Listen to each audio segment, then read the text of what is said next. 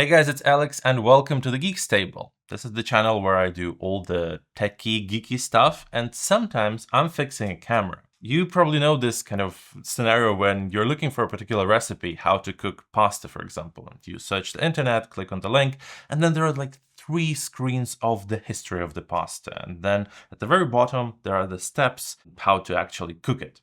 So I won't be telling you how good this camera is, or like show you like some photos. You probably know that already. So let's switch to the fixing itself. So I've bought this camera on eBay, and according to the description, everything works fine except the screen. And it really is. So if I turn it on, like everything works fine. I can make the shots using the EVF, and like the focus works fine. The LED actually shows it. But the viewfinder doesn't work. So the first step is to disassemble the camera and get to the screen and check it. Let's get right into it. You may notice during this video that sometimes I have a silver X100VI in my hands and sometimes a black one. It's actually because I performed and recorded the screen replacement twice on 2 different cameras, and then I just selected the bits either of better quality or which were shot at a better angle. Everything for the benefit of the audience. And of course, a huge disclaimer here. This is not an official tutorial and you should proceed only if you either know what you're doing or you're okay to accidentally damage this expensive camera. Otherwise, give it to a professional repair shop and have it fixed there. Alright, let's look at the tools that I'll be using during this video. Of course, a screwdriver for the Phillips screws, then some storage for the screws. They all are of the Phillips standard, but they have different sizes, so you better not to mix them all up. Then plastic spudgers, also tweezers, then a heat gun. You may use a hairdryer, but a heat gun is more effective. Then we'll need a replacement screen, of course. I bought mine on AliExpress. A couple of clamps as big as the replacement screen, because we might need to glue it to the frame, and we will need some pressure. If you don't have clamps, you can use just something heavy. Then we'll need some adhesive to attach the screen to the frame. I bought this Phone Fu glue tube. Use whatever you can buy around yourself, but definitely do not buy a super glue, because super glue would be too hard to handle and that would be too much for our case. And finally, we'll need a cloth to wrap around the screen and also to wipe the glue off if needed. So first things first, let's take out the battery. We don't need it at the moment. Let's close the lid. And we need to unscrew these 6 screws at the bottom. All 6 of them are of the same size, so you may put them together. Next, there are these 2 screws near the cold shoe. And now we can open the bottom cover. First step is done. Now we need to get to these 2 screws that are covered with a faux leather, and for that we need to heat it up by the heat gun. The heat gun is more effective than the hairdryer because it's hotter and the heat wave is more direct. Okay, now let's use a spudger, but be careful not to damage the coating. Next I use tweezers to pull it further, and if you feel that there is any resistance, just apply more heat first. You may notice 2 screws close to each other, but we need to unscrew the lower one, the one closer to the camera's edge. Now let's repeat the process to get to the top screw, and then use the spudger again, and after that just use the tweezers again. And again we need to unscrew just the screw that is closer to the top of the camera, and any other screws should stay in place. Now let's apply heat to the rest of the leather, and then detach it from the part closer to the joint. No more hidden screws here, it's just that when we'll be opening the camera, the sticky part may get in our way. But if we make sure that the leather is detached, it will make our life easier in a few moments. So just use the spudger and tweezers, or even fingers, to detach it from here. Alright, let's switch to the other side of the camera and open the door. There are 2 screws waiting for us to take them out, and the process is much easier and faster than on the other side. Just like that. And over here. And this side is also done. Next, let's pull the screen down a little bit because we need to unscrew these two screws. Now, before you proceed, be careful because these two are of different size. The left one is tall and the right one is short, so don't mix them up. Pull up the leather if there is still some resistance, and then we should open the camera in that direction. Only in that direction because there are two flex cables hidden over here and we don't want to damage them. I'll use a spudger again to go through the joints, and then we'll try to pull the top a little bit up. It may not go easily, so be sure that the glue is not in the way. You may use the spudger once again and lift the faux leather once again. Just be sure that nothing sticks in our way, and then a gentle pull up will do the trick. Yeah, just like that. After it gets detached, slightly pull it up and flip like this. Just like that, don't pull it away. These are the two cables that I was talking about. We need to detach them first. Alright, so for the wide one, you can use a spudger or just your nail to lift the locker mechanism up. That's this black thingy that keeps the cable in place, so pull the cable out only when it's lifted up. You may use tweezers as I do, or you can just use your fingers. Now the small one. It has a different construction, so here just gently pull it out of the socket using the tweezers, just like that. Yeah. And finally, we can take the screen part out, and this will be our main focus from now on. Alright, so to detach the screen further, we have to remove this weather sealing. It's glued to the case really well, so we have to heat it up. Then we have to switch to our spudger and try to detach it. It won't work from the first time, and there is a high chance to damage it, so be very careful.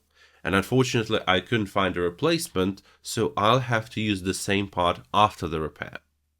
The connection is very sticky here, so I have to be patient and switch from heat to the spudger once again, and I have to slice it off from every side, sometimes switching to the tweezers if necessary. Then, after I detach it from the case, I also detach it from the flex cable, that's easier. And yeah, let's put it aside for now. Let's flip the screen now and get our hands to this screw. Let's unscrew it. Just like that. Now flip it over and unscrew these two screws. Someone may notice that in this shot I still have my weather sealing attached. Well, that was my mistake. You better remove it first, as I've showed you before. And once the screws are done, just gently pull the screen out. Definitely don't want to damage the flex cable, so be very careful with it. And then just very gently pull a little bit more, just like that. And we have our screen disconnected. I know there are a lot of iPhone users among Fujifilm fans, so hopefully you'll find this one useful. It's a case combo from Benks, and this one is for the iPhone 17 Pro Max, but they offer it for many other models. It feels so thin and light as if there is no case on it at all, but at the same time, your phone will be protected, especially the most vulnerable bits. There is also a matching wrist strap for extra protection, and of course this case is MagSafe compatible. This little tab combines two things: a table stand for watching videos and handling video calls, and an extra grip when you're holding your phone. Check the links in the description, they're not affiliated and I'm not getting any commission or payment from Benks. Now back to the repair. We have two more screws to unscrew, and I promise these are the last ones. So after these are done, we have to lift the screen cover up. It's fixed with just some clips, so use the spudger from every side and gently pull the cover up. It should undo the clips, but may take a bit of time as they are really well fixed. And now, after a few rounds around the frame, it should be done in a few moments. Just like that, yeah. And then just lift it gently, go through the flex cable and put it aside. We can see some rust inside, so it was definitely a liquid damage in my case. So let's remove this protection layer aside. this protection film. At this point I'm just using my fingers, but don't put it into the bin yet, because we will reuse it later. Alright, just like that. One more time. Yeah. Okay. Now let's use the spudger or our nails to open the flex cable mechanism. It's similar to the one we had earlier. And then pull the screen cable out using our tweezers. Alright, so the disassembly is done. We've got our hands to the screen and to the flex cable, and along the way we saw a lot of liquid damage. That's probably the reason why it's not working. So I have a working flex cable and a working screen, and I will try to connect them one by one to determine what's actually wrong. So we'll start with the screen, connected to the existing flex cable, connected to the camera. If the screen works, then we're good to go. We'll just replace the screen. If it won't work, I will replace the flex cable, test with it, and take it from there. So let's get to it. So here's the new screen. All we need to do is to connect it to the socket. So be sure to align it properly. And that is 6 in place. Okay, takes a minute for me. And then lock it with your finger. Alright. Then take the flex cable and do the same when connecting to the camera. Alright. Then lock it with a finger. Okay, let's put in the battery. Close the lid. Turn on the camera. And yay, the screen works. Great. So that was the issue. And a small secret, actually, I've been recording this last bit for the second time, because when I turned on the first time, it didn't work. And I realized that the ribbon cable was not properly aligned. So I had to turn it off, double check the cables, and now it works. So yeah, a small tip for you. If it doesn't work from the first time, double check all the connections. Okay, so the screen works, that's good. Now we need to put it in place of the old screen. So first, let's turn off the camera and take out the battery. Then let's carefully unlock the flex cable and pull it out. Carefully. Yeah, double check carefully. We don't want to add more damage to the camera. Also unlock this cable and take the new screen away for now. Now let's take the spudger and go over the metal cover to detach it from the screen panel. It's fixed by some clips, which we need to undo. Now all that's left is to detach the screen from the frame. It's connected with some adhesive, so you may just use the spudger and fingers as I do, so it may take some time for me to detach it, or you may apply some heat to make the adhesive more cooperative, so to say. Just be sure not to break anything. So yeah, there we go. I think I'm almost done. Yeah, just like that. Yeah, I think one more side and we should be good to go. Just give me one more moment. Yeah, the adhesive is very strong, so you definitely want to apply the heat rather than how I did it. And now we have a frame which we have to clean from the rest of the adhesive. And here I decided just to apply some heat because this would make things much faster. And then just using another spudger to clean it all off.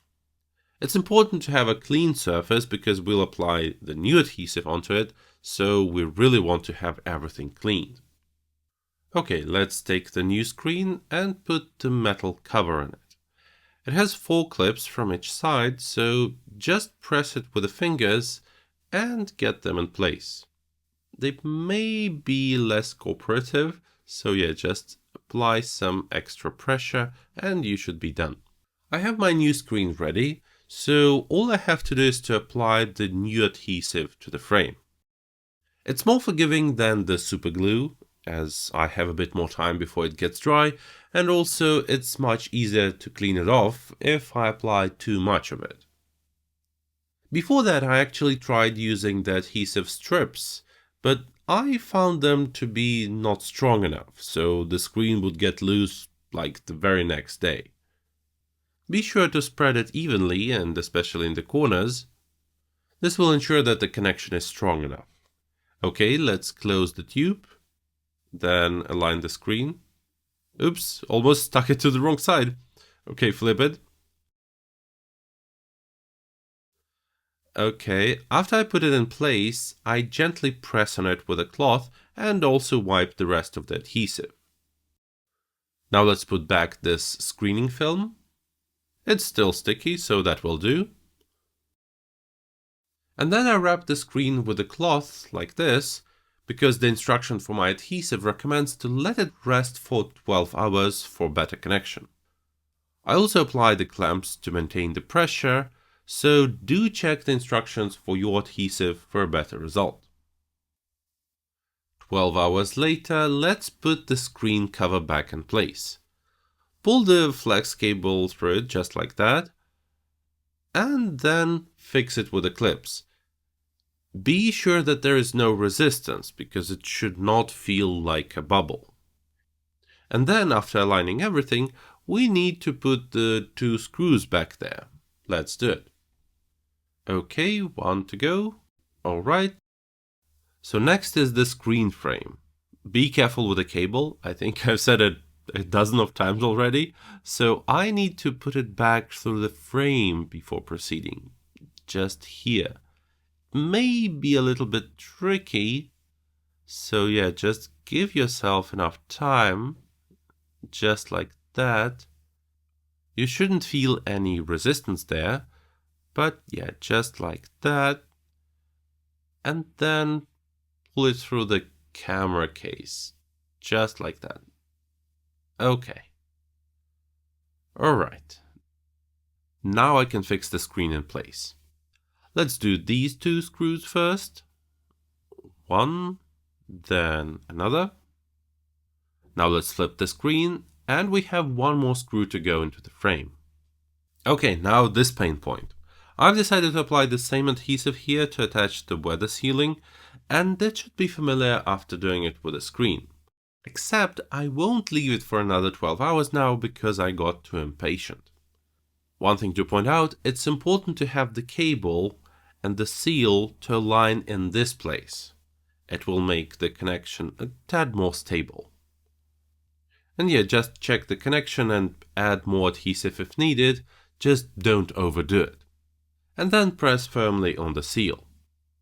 Now it's time to connect the flex cables. Use the tweezers to push the small cable in and it will be fixed automatically. Now the white cable goes the same way, just check its alignment and then lock it with your finger. Now flip the cover and put it on top of the camera. Before locking it up, it's a good idea to double check that everything works fine and we haven't misaligned a cable or damaged anything. So I'll put the battery in again and turn on the camera. The screen works, so the white cable is fine. Now I also press the buttons on the back cover that will ensure that the small cable is fine as well. Okay, it seems that everything works as expected.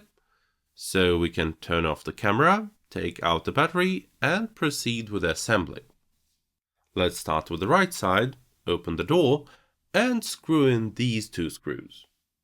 The first one and the second one. Okay, let's close the door, we are done here. Let's flip the camera. So lift the leather with your finger and put the other 2 screws in place. The first one and the second one.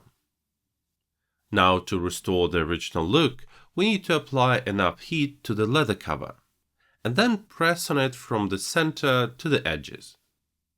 If you notice that the corners are still not in place, apply some heat once more.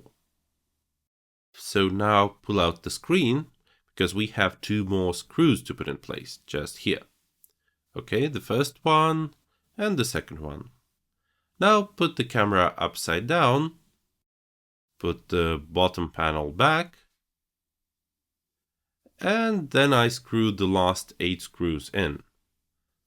Let's hope I haven't damaged anything along the way.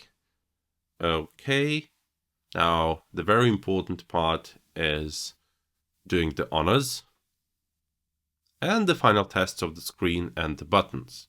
So we've turned on the camera, checking the joystick works, the buttons work. And yeah, just like that, we've fixed the Fujifilm X100VI with a broken screen. So, I hope this video was useful to you, and if yes, hit a like and consider subscribing. It's been Alex, and see you at the Geeks Table. Bye bye!